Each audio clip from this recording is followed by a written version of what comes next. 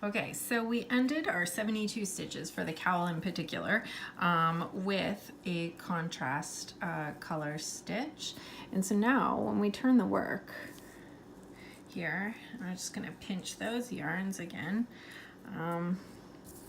We will be presented with our contrast colors, the first stitch, and we're gonna work that tubular setup row, and I promise we will make this lovely cast on look really good in 2 short rows, but right now it looks crazy. And as you're working these setup rows, you just kind of have to manipulate the stitches on your needles so that they make sense and they keep in pattern, because what you can do, so this is very clearly a purl, a knit, a purl. When you look at the bottom here, the yarn goes on the bottom, and this is a twisted knit stitch, which is what we want, and a purl. And then what is this? Okay, and so what you want to do, make sure I'm in focus here, just kind of turn the stitches so they make a lot more sense.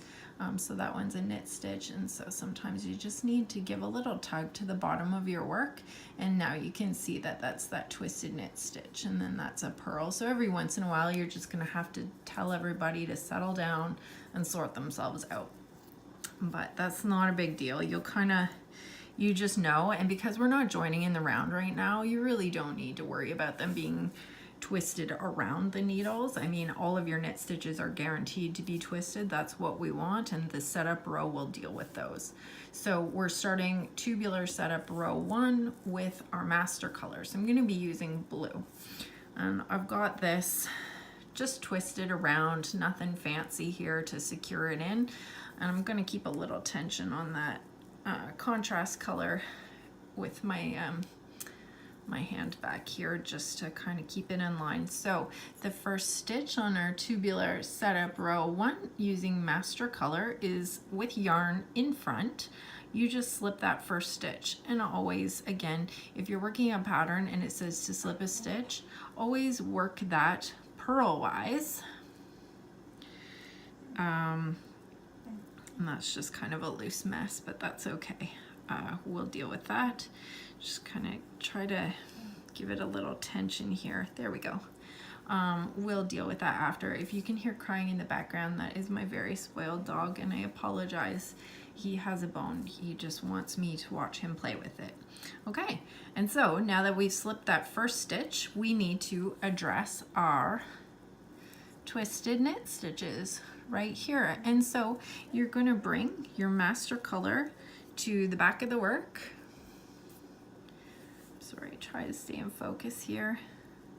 Okay, and you're just going to work that through the back loop. So you're going to knit that stitch through the back, pull it off the needle, bring the yarn back to the front, and you're going to slip with yarn in front, always purl-wise unless otherwise stated. And for brioche, we always want it purl-wise. Okay, now we've got this twisted knit stitch here, and you're going to knit it. And so the row is slip 1 with yarn in front, and the slip 1 is always a contrast color, and then bring your yarn to the back. Remember, we're not doing a brioche yarn forward slip 1 over right now. We're just doing a yarn forward slip 1. Bring that yarn to the back and knit that twisted stitch. Oliver, hi, you're okay.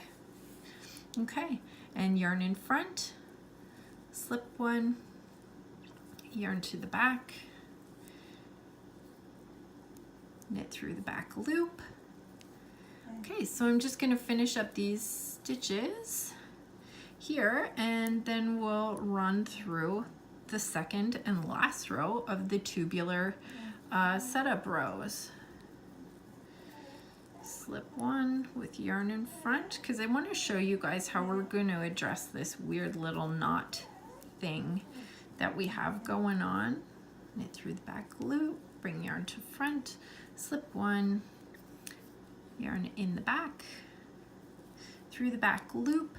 When we pull that off, this is just going to kind of be an elongated stitch. It's just hanging out here. It's not a stitch, it's not anything. So if you just pull that off, there's just a little extra. And again, once we get going, you can just undo that knot there and weave in the ends and make sure everything's nice and secure. So as with brioche, what we will do, because our contrast yarn is at the other side of our work, is now we're going to slide it over so that we can work on those contrast stitches. I will be right back to do the setup row 2 of the tubular cast on, but already you can see, oh, finally they look like normal stitches again. Okay, I'm gonna go deal with the dog and then I'll be back to do that. Thanks.